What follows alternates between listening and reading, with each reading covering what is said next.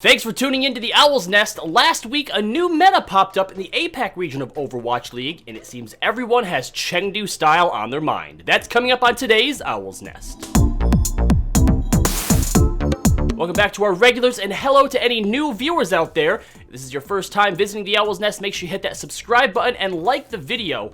Turn on the bells for notifications and leave us some comments about how you like the show.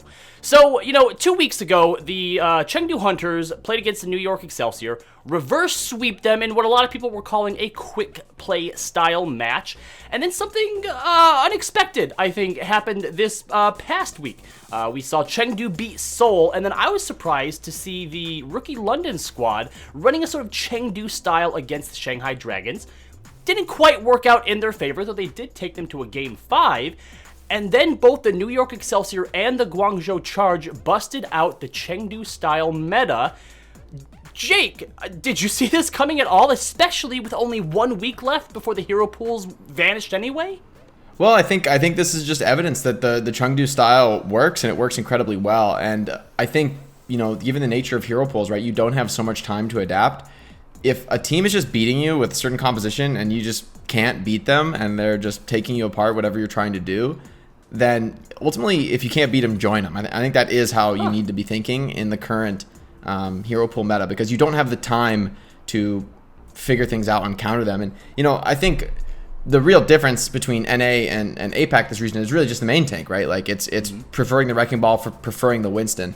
But a lot of teams in NA, they are running the Zarya alongside that main tank, regardless of what they're picking. They are playing, heroes like Genji and Tracer as well. So I think these styles aren't actually so different. It's more of like a different take on a way to play the same style, where you're trying to get your Zarya to high energy, trying to create space with the main tank so that your dive can be successful. And I think this is just evidence that perhaps no one could be more deserving of the credit for this meta probably than Chengdu and Ameng, because he's been playing this comp. They've been playing these strategies forever, right? It feels like this is absolutely nothing new for Chengdu. So, I think given that this is the meta, it's almost not surprising that they're winning, because they just have by far the most experience playing this strategy.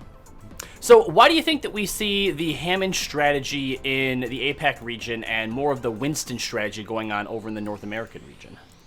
Well, I think the APAC region has been a little bit more committed to the full dive, especially in the DPS. Like, we see more teams actually going double dive DPS, whereas Ashe is still very popular in North America.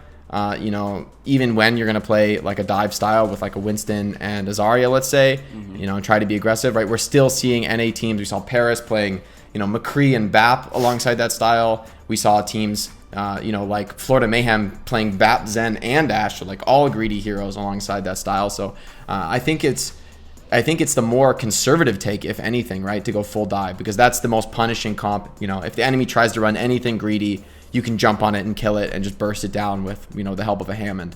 So I think the metas both make sense in each respective region, and I think it likely really is the fact that Chengdu is just so good at this comp. They're probably just winning a ton of scrims. Teams are just like, well, how do we beat this? Let's just mirror match it. And so everyone ends up playing it because Chengdu is so good. They like create this micro meta themselves.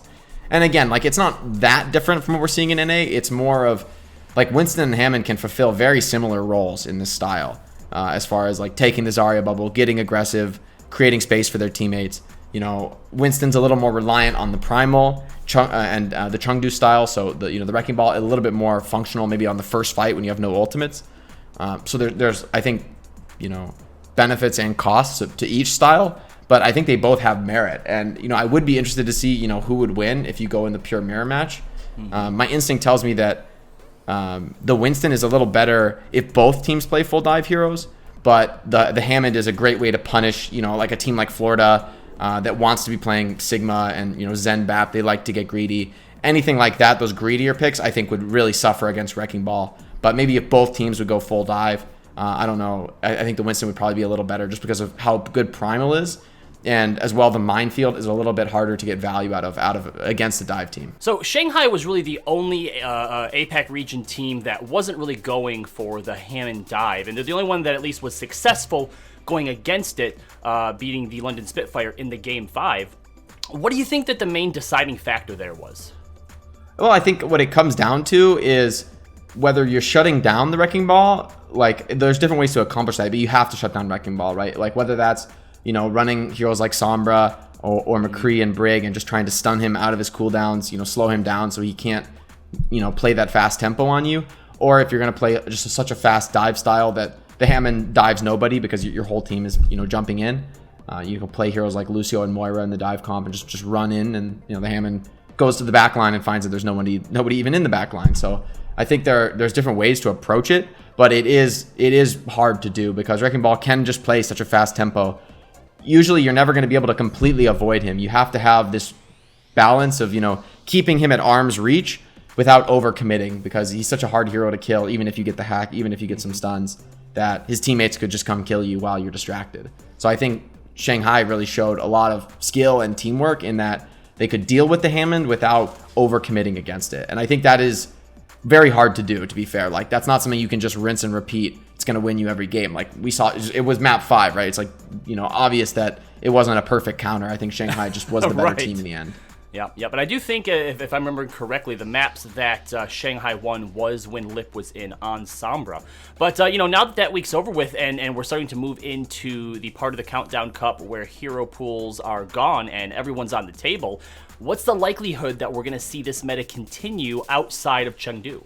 I hate to be a party pooper, but I'm pretty sure it's unplayable into Orisa, because the power of the Orisa against Hammond is like, you just don't care about the minefield. You just press Fortify when he tries to boop you. You just halt him when he tries to roll through. And halt is probably the real reason that this hero is hard to play. On top of that, Ana has been out of the pool. So, your primary way to that's one of the best heroes against Hammond. Like, you just sleep him and ignore him and kill his teammates, because a halt is like the perfect setup for sleep. So I think Orisa is the real reason, though. Like, when this hero comes back into the meta, Hammond is just too hard to play. Double shield comp makes it so hard for you to even get your ultimate on Hammond, and even when you get it, there's no guarantee it's actually going to be that impactful. I just think the double shield comp is such a dominant meta right now. Unless Orisa sees some balance changes, I just don't anticipate any other heroes taking over in the tank slot. Well, it was good while it lasted, Chengdu. Don't worry, we know that you did it first, and we tip our hats to you.